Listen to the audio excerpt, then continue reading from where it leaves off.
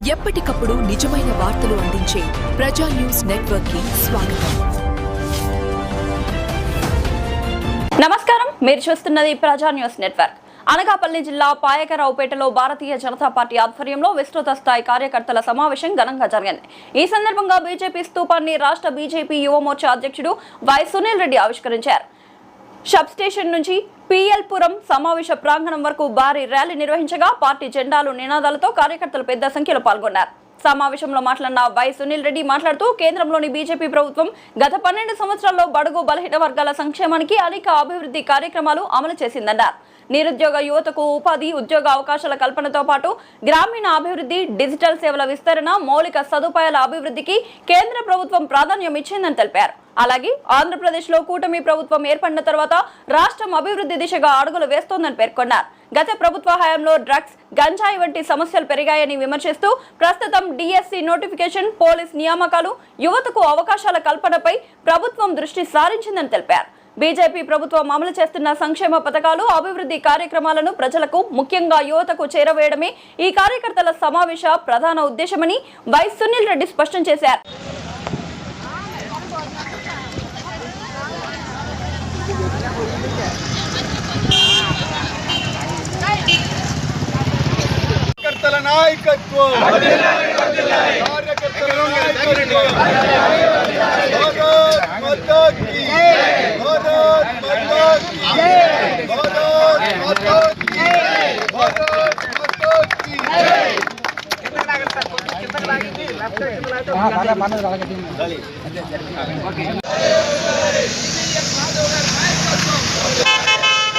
BJP యువ మోర్చా సునీల్ రెడ్డి గారి నాయకత్వం, యువ మోర్చా రాష్ట్ర అధ్యక్షుడు నాయకత్వం.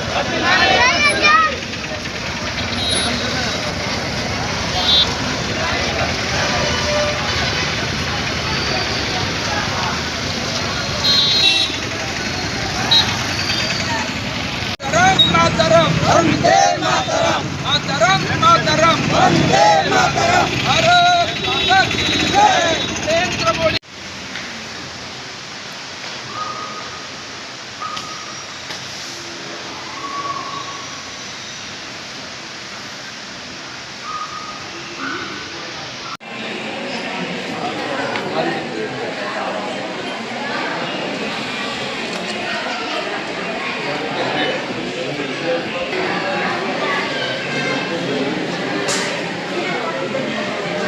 నాయకత్వం, నవీన్ గారి నాయకత్వం, మాధవ్ గారి నాయకత్వం.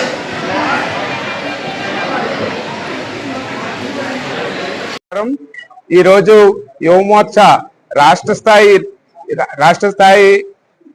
అధ్యక్షులు శ్రీ ఎస్ సునీల్ రెడ్డి గారు మన పాయకరావుపేట ఇచ్చేసి మన యువకులకు ఎంతో మార్గదర్శకమైన మాటలు తెలియజేశారు. భారతీయ జనతా పార్టీలో యువకులకు ఏ విధంగా స్థానం ఉంటుంది, ఏ విధంగా నాయకుడిగా ఎదగలరు అన్నది మనకి తెలియజేశారు. ఎంతో మంది నితిన్ నబీన్ లాంటి వ్యక్తి 45 సంవత్సరాలకి ప్రపంచంలోనే అతిపెద్ద రాజకీయ పార్టీ అయిన భారతీయ జనతా పార్టీకి అధ్యక్షుడు అయ్యాడంటే అది మనం అందరూ తెలుసుకోవాలి. యువమోర్చాలో పనిచేసిన ప్రతి ఒక్కరు కూడా బీజేపీలో మంచి పొజిషన్ లోకి వెళ్తారు. పార్టీ కోసం కష్టపడిన ప్రతి వ్యక్తికి కూడా భారతీయ జనతా పార్టీ సముచిత స్థానం కల్పిస్తుంది. అంతేకాకుండా స్థానిక ఎన్నికలు, ప్రజా పోరులో పాల్గొనేలాగా తెలియజేస్తుంది. ఈ విధంగా ఈ అవకాశం కల్పించిన నాకు బీజేపీ పార్టీకి, ముఖ్యంగా మా పార్టీ నాయకులందరికీ కూడా కృతజ్ఞతలు తెలియజేస్తున్నాను. విబిజి రామ్జీ అనేటువంటి ఒక ప్రభుత్వానికి సంబంధించిన ఒక పథకాన్ని తీసుకొచ్చి విబిజి రామ్జీ కింద పని దినాలను పెంచి వాళ్ళ వేతనాలను పెంచి ఇవ్వడం మేము మాత్రమే చేశాం. దాంతోపాటు దేశంలో ఉన్నటువంటి అనేక రకాల సమస్యలు, అంటే 1947 స్వాతంత్రం వచ్చినప్పటి నుంచి మొన్నటి వరకు 2014 వరకు ఈ దేశాన్ని పట్టిపీడిస్తున్న సమస్యలు ఏవైతున్నాయో అటువంటి సమస్యల్ని నరేంద్ర మోడీ గారు వచ్చిన తర్వాత చెక్ పెట్టడం జరిగింది. ఆ సమస్యల పరిష్కారం చూపడం జరిగింది. అందులో భాగంగానే అయోధ్య రామ మందిరం కావచ్చు, లేకపోతే 370 ఆర్టికల్ జమ్మూ కాశ్మీర్ సంబంధించిన సమస్య కావచ్చు, ట్రిపుల్ తలాక్ కావచ్చు, ఇలాగ దేశాన్ని పట్టిపీడిస్తున్న సమస్యల్ని చాలా చాకచక్యంగా పరిష్కరించి పక్కన పెట్టడం జరిగింది. కాబట్టి ఇలాగా దేశాన్ని పట్టిపీడిస్తున్న సమస్యలు ఒకవైపు, అభివృద్ధి ఒకవైపు, సంక్షేమం ఒకవైపు, వీటన్నిటి విషయంలో ఎక్కడా తగ్గకుండా బ్యాలెన్స్ చేసుకుంటూ పోతూ అభివృద్ధిని ముందు పెట్టాం. ఒక పక్క దేశం అభివృద్ధితో పాటు ఆంధ్రప్రదేశ్ అభివృద్ధి కూడా చాలా ముఖ్యమైన భావించాం. ఆంధ్రప్రదేశ్ లో రాష్ట్ర విభజన తర్వాత 2014 తర్వాత ఆంధ్రప్రదేశ్ యొక్క ముఖ చిత్రం మారడానికి ముఖ్యమైన గల కారణం నరేంద్ర మోడీ గారు, భారతీయ జనతా పార్టీ. ఈ దేశంలో ఈ రాష్ట్రంలో రాష్ట్ర విభజన జరిగిన తర్వాత 2014 తర్వాత అమరావతిని నిర్మిస్తే అమరావతి 15,000 కోట్ల నిధులు బడ్జెట్ ఇచ్చినటువంటి చరిత్ర మాది మాత్రమే. పోలవరంకి 17,000 కోట్లు నిధులు ఇచ్చినటువంటి చరిత్ర మాది మాత్రమే. దానితో పాటు రైల్వేలు, ఎయిర్పోర్ట్లు, హైవేలు, గ్రామీణ ప్రాంతాల్లో ఉన్నటువంటి రోడ్లు, ప్రజలు నివసించినటువంటి అనేక సౌకర్యాలు, ఇవన్నీ కూడా మేమే ఇచ్చాం. రాష్ట్ర విభజన తర్వాత ప్రతి జిల్లాకు ఒక కేంద్ర విశ్వవిద్యాలయం ఉండాలని చెప్పేసి ఒక జిల్లాలో ఐఐటి పెట్టాం, ఒక జిల్లాలో ఐఐఎం పెట్టాం, ఒక జిల్లాలో కేంద్ర గిరిజన విశ్వవిద్యాలయం పెట్టాం, ఒక జిల్లాలో మరొక విశ్వవిద్యాలయాన్ని పెట్టాం. మెడికల్ కాలేజీల యొక్క నంబర్ పెరిగింది. పెట్రోలియం యూనివర్సిటీ పెట్టాం. ఇలాగ ప్రతి జిల్లాలో విద్యార్థులకు కావాల్సినటువంటి, నిరుద్యోగులకు కావాల్సినటువంటి, అదేవిధంగా గ్రామీణ ప్రాంతాల్లో ఉన్నటువంటి ప్రజలకు ఏం కావాలి, ఇలాగ ప్రజలకు ఏం కావాలో తెలుసుకొని కనుక్కొని మేము వాటిని పరిష్కరించాం.